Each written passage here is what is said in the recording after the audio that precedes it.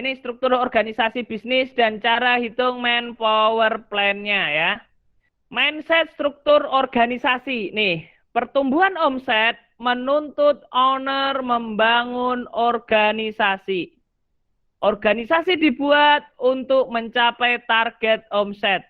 Maka tentukan target omset dulu, baru buat nih organisasinya nih. Nah, organisasinya nih di target omsetnya berapa, baru nih untuk mencapai ini berapa orangnya, atau dirubah-rubah nih organisasi Anda itu. Next. Nah, ini macam-macam struktur organisasi nih. Ya, next. Nah, sebelumnya nih, ini adalah manajerial seperti yang tadi ya, tugas direktur, manajer, supervisor, dan karyawan. Karyawan itu tugasnya patuh, taat, dan teratur. Dia goal performanya, key performa indikatornya hanya untuk dirinya sendiri.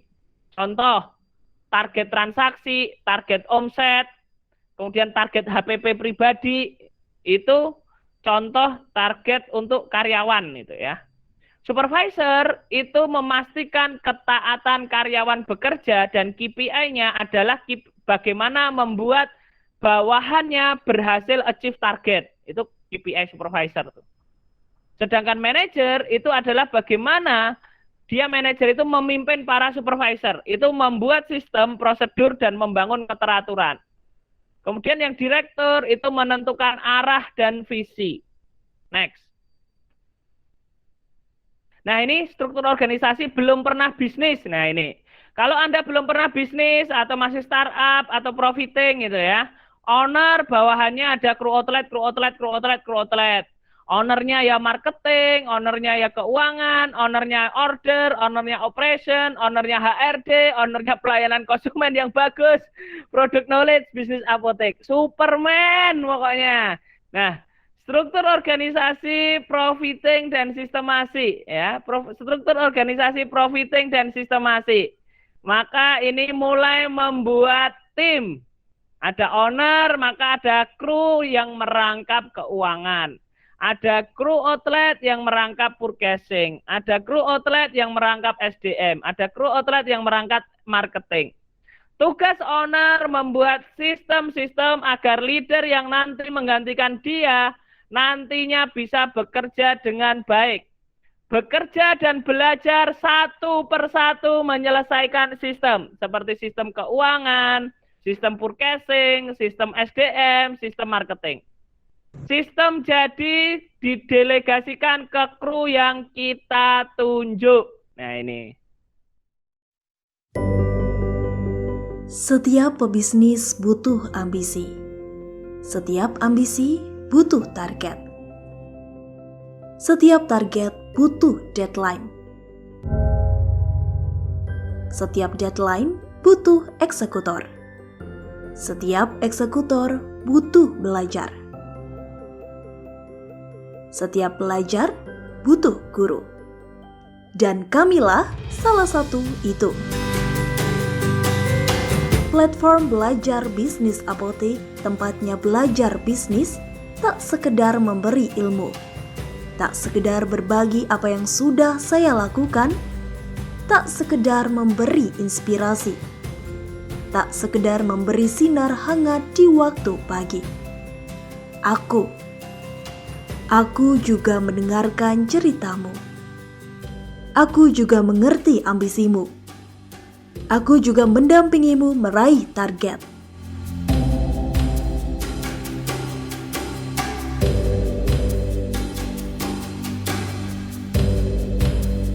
Aku juga memfasilitasi kebutuhanmu.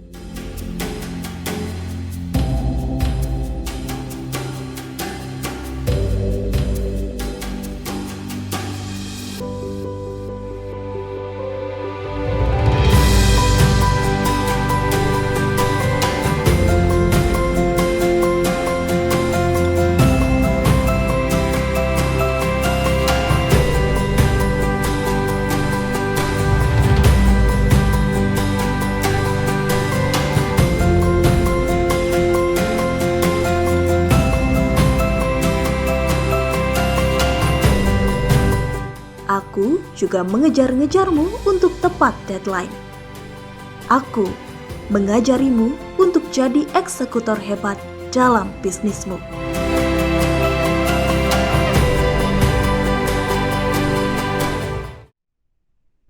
Nah, nih next. Ini. Nah, kalau sudah punya leader, store manager gitu ya, kru outlet, ada keuangan. Nah, ini tugas owner memantau sistem yang telah kita buat berjalan sebagaimana mestinya, mendorong store manager kejar target omset. Mulai tim kader ditandemkan dengan orang profesional. Next. Nah, struktur organisasi duplikasi nih ya, owner sama partner bisnis nih. Ada keuangan, HRD, purchasing, operation, development, dan marketing. Masing-masing pimpinan punya anak buah orang profesional. Nah, ini mulai nih, owner punya sindrom love baby-nya lebih nih. Jadi kalau punya bisnisnya cuma satu itu, diserahin ke orang itu pasti beratnya minta ampun. Waduh, mosok dia bisa itu. Akhirnya dia nerobos itu struktur organisasinya. Nggak jalan tuh struktur organisasinya. Sepintar-pintarnya orang profesional yang ditempatkan di situ, ketika ownernya masih punya sindrom love baby, itu saya itu juga pernah itu. Bolak-balik aja itu. Bolak-balik aja. Aduh, dia nggak mampu, dia nggak mau, nggak percaya sama orang penggantinya. Bahkan anaknya sendiri itu dia tidak percaya. Maka ada outlet 1, outlet 2, outlet 3, outlet 4 ini store manager nih. Sudah ada leader outletnya, sudah ada leader outlet masing-masing. Nah, ini struktur organisasi entrepreneur nih, 2 nih. Ada holdingnya. Holdingnya ada manajer keuangan, marketing, operation, HRD, dia ngurusin bisnis unit masing-masing. Ada banyak bisnis unit, misalnya unit bisnis A, unit bisnis apotek, unit bisnis B, unit bisnis bengkel, unit bisnis C, unit bisnis restoran, unit bisnis D, unit bisnis apotek itu punya berapa macam outlet gitu. Nah ini. Oke, ada konektornya juga nih, ada investor bisnis pasif, properti, emas, paper aset, dan macam-macamnya. Nah, teman-teman bisa membaca ya tentang buku yang kami punya 31 kegagalan business owner going to corporate ya. Ini 31 kegagalan business owner going to corporate.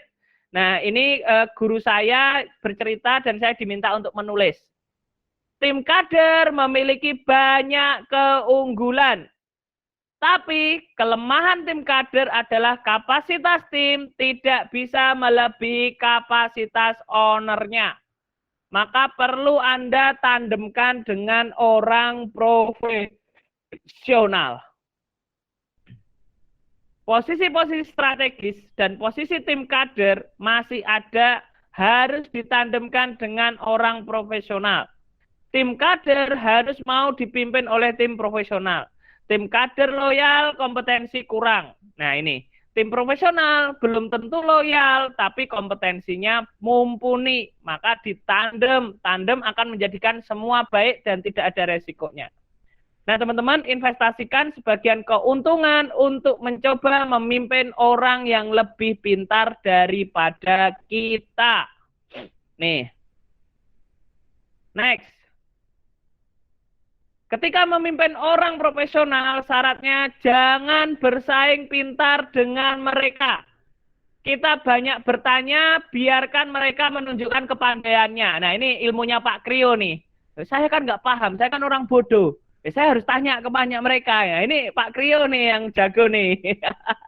Ini kunci Pak Krio. Pak Krio ketika memimpin orang profesional, dengan kunci ini Pak, banyak bertanya. Gitu. Biarkan mereka menunjukkan kepandaiannya gitu ya. Nah, fokusnya adalah angka dan target. Ya, fokusnya adalah angka dan target. Gitu. Angka dan fokus pada deadline. Bila dia minta pendapat terkait masalah di kita, maka balikkan ke mereka untuk berpikir. Kurangi ketergantungan pada kita. Nih, contoh cara menyusun blueprint target omset dan perhitungan manpower plan. Next. Cara menyusun MPP. Nah ini target omset sekarang. Ini biaya operasional ya, saya mau 10%, gaji SDM-nya 6%. Struktur organisasi, maka kita buat struktur organisasi untuk mencapai goals tersebut, dan hitung gajinya MPP 6%, baru tetapkan KPI masing-masing kru. Nah, ini Bu Siska nih yang semalam mau belajar ini ya. Ya, next. Misal, omset 150 juta, untuk naik jadi 250 juta. Biaya operasional 15 juta, 10%. Gaji karyawannya 9 juta. Maka buat struktur organisasi yang bisa membuat omset 250 juta. Next. Nih, leader punya target, KPI-nya leader berarti capai target 250 juta. Nah, targetnya yang kru outlet itu kan sudah mencapai 150 juta per orang, berarti 50 juta per bulan. Per hari produktivitas minimal dari 3 kru outlet itu 2 juta gitu ya. Jadi dia per hari kru outlet itu, 1 kru outlet dia mampu harusnya achieve 2 juta gitu.